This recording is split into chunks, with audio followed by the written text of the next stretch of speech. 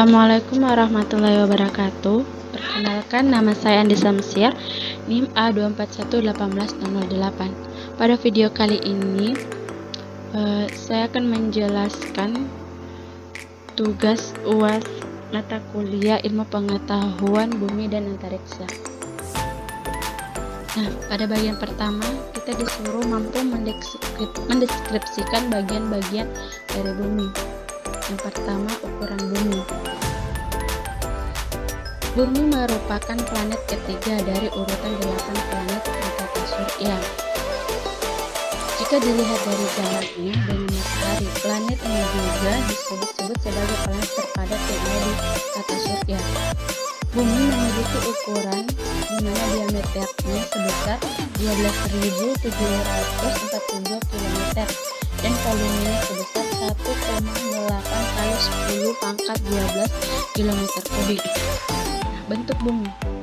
Bentuk bumi kira-kira menyerupai spheroid tepat, bola yang bentuknya tertekan pipi di sepanjang sumbu dari kutub ke kutub, sehingga terdapat tonjolan di sekitar khatulistiwa.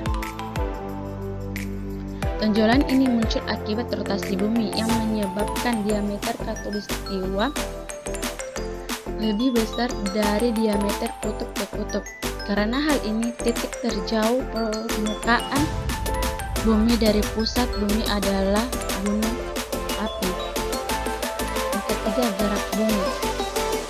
Bumi berinteraksi secara gravitasi dengan objek lainnya di luar angkasa, terutama matahari dan bulan.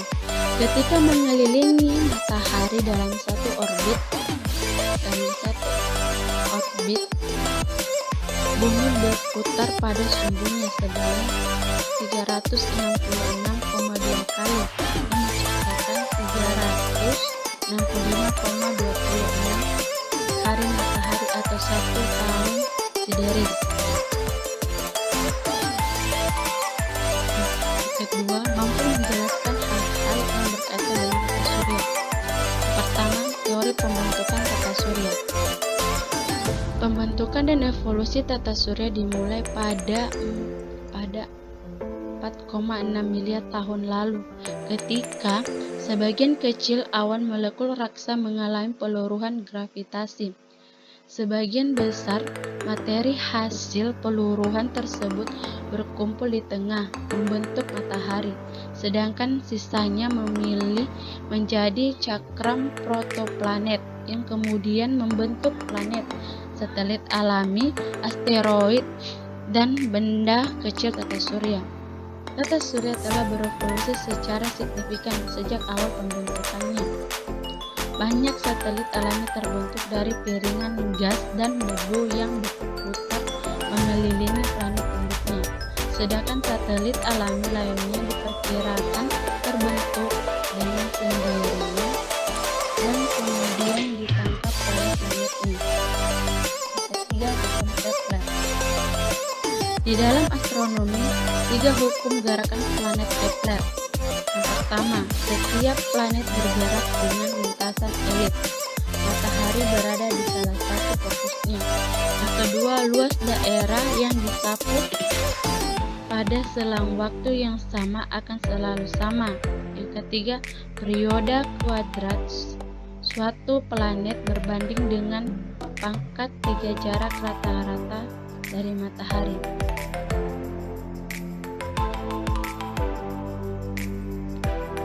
Yang ketiga, mampu menjelaskan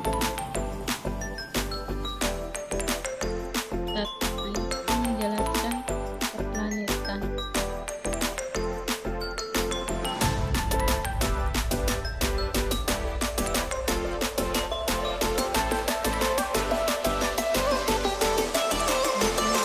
Keplanetan di luar tata surya. Salah satu keplanetan yang di luar tata surya yaitu exoplanet, atau lebih sering disebut sebagai ekstrasurya atau planet luar surya. Adalah planet di luar tata surya, di mana planet konfirmasi di dalam 3230 sistem keplanetan, di antaranya memiliki lebih dari satu planet. Mampu menjelaskan hal-hal yang ada pada bulan. Yang pertama, gerakan bulan. Jarak bulan mengelilingi bumi disebabkan oleh gaya gravitasi. Gaya gravitasi adalah gaya tarik-menarik antara benda-benda yang mengelilingi massa. Gaya gravitasi ini menahan bulan agar berada pada orbitnya. Ada 3 jenis gerakan bulan, yaitu sebagai berikut. Yang pertama, rotasi bulan adalah pergerakan bulan pada sumbunya. Yang kedua, revolusi bulan adalah pergerakan bulan mengelilingi bumi. Yang ketiga, revolusi bulan bersama mengelilingi matahari. Adapun fase-fase bulan. Fase bulan adalah perubahan bentuk bulan yang terjadi dari permukaan bumi. Perubahan bentuk bulan tersebut disebabkan oleh pantulan sinar matahari yang mengenai permukaan bulan yang berbeda-beda dalam setiap fasenya. Waktu setiap fase bulan adalah mungkin masing-masing 7 hari atau seminggu, sehingga seluruh fase berlangsung selama 28 hari.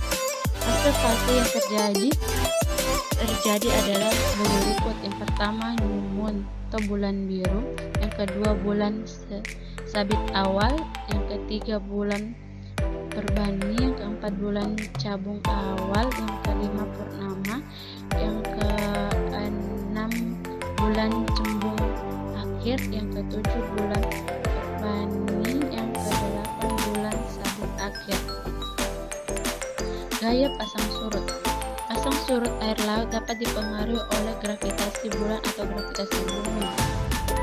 Akan terjadi gravitasi bulan memiliki pengaruh yang lebih besar daripada gravitasi matahari karena jarak bulan lebih dekat ke bumi. Kondisi air laut pasang terjadi 2 kali, yaitu saat bulan purnama atau bulan baru pada belahan bumi yang mengalami bulan purnama. Jarak air laut dengan pusat bulan lebih dekat.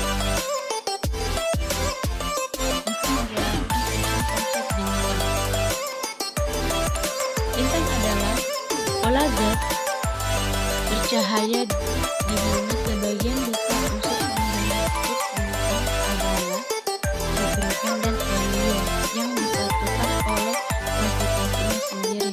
Temperaturnya sangat tinggi sehingga terjadi fusi nuklir menghasilkan energi. Klasifikasi bintang ada 2. Yang pertama, klasifikasi Harvard. Klasifikasi Harvard di mana sebuah keberesan dalam sebuah garis-garis spektrum. Bila penggolongan bintang-bintang tersebut diurutkan menjadi O, B, A, F, G, K, dan M. Nah, yang kedua, klasifikasi Yerkes. Klasifikasi ini mendasarkan diri pada ketajaman garis-garis spektrum yang sensitif pada gravitasi permukaan bintang. Gravitasi permukaan berkomunikasi dengan luminositas yang adalah fungsi dari radius bintang. Mampu menjelaskan sifat-sifat astronomi bintang.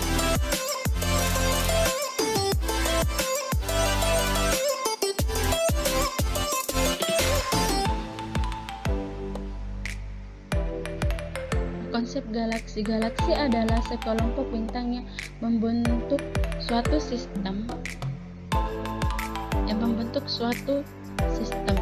Galaksi terdiri lebih dari satu benda angkasa yang berukuran besar dan dikelilingi oleh benda-benda angkasa lainnya.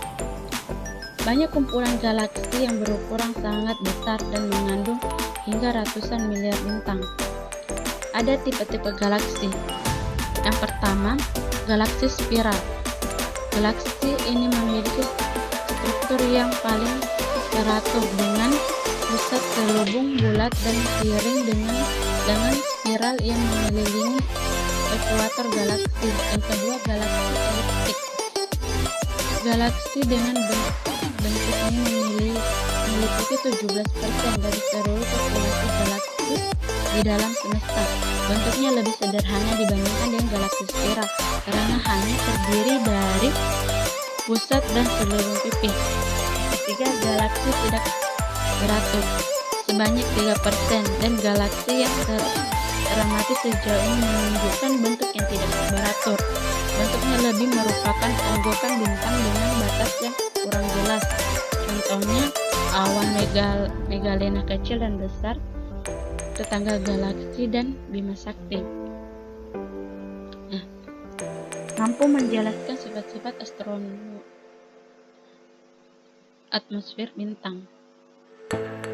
Radiasi yang dipancarkan oleh atmosfer bintang merupakan spektrum bintang tersebut.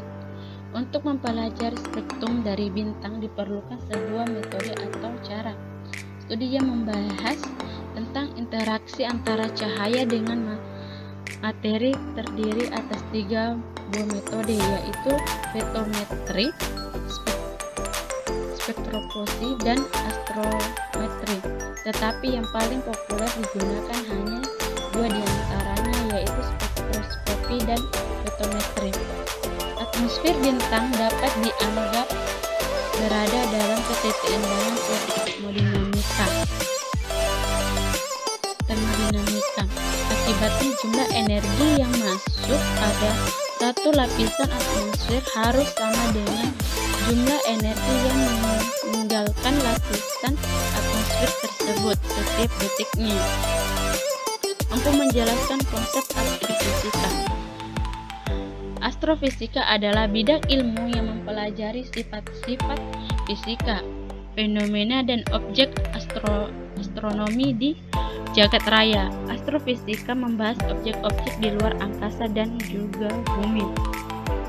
Astrofisika adalah cabang ilmu antariksa yang menerapkan hukum fisika dan kimia untuk menjelaskan kelahiran, kehidupan, dan kematian bintang, planet, galaksi, nebula, dan objek-objek lainnya di dalam semesta. Tujuan astrofisika adalah untuk menemukan bagaimana alam semesta bekerja, mengeksplorasi tentang asal-usul dan evolusi alam semesta, dan untuk mencari kehidupan di planet-planet yang mengorbit bintang-bintang selain matahari. Untuk menjelaskan konsep dasar kosmologi. Pengertian kosmologi secara umum yaitu ilmu tentang alam semesta sebagai sistem yang rasional dan teratur. Kedua, merupakan cabang ilmu pengetahuan khusus di bidang astronomi yang berupa membuat hipotesis mengenai asal, struktur, ciri khas, dan perkembangan alam fisik berdasarkan pengamatan dan metodologi ilmiah.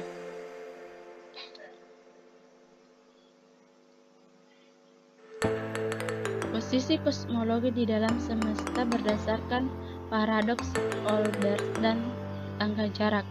Paradoks Olbers di mana setelah astronomi Hilbert juga dikenal sebagai paradoks langit malam atau gelap, adalah argumen bahwa kegelapan langit malam bertentangan dengan asumsi bahwa alam semesta statis yang tak terbatas dan abadi. Yang kedua, tangga jarak. Tangga jarak kosmis juga dikenal sebagai skala jarak ekstragalaktik, adalah sesi metode yang digunakan astronom untuk menentukan jarak ke benda-benda langit. Pengukuran jarak langsung nyata dari sebuah objek astronomi hanya mungkin untuk objek yang cukup dekat serta perfect ke bumi. Nah, sekian Terima kasih video dari saya. Assalamualaikum warahmatullahi wabarakatuh.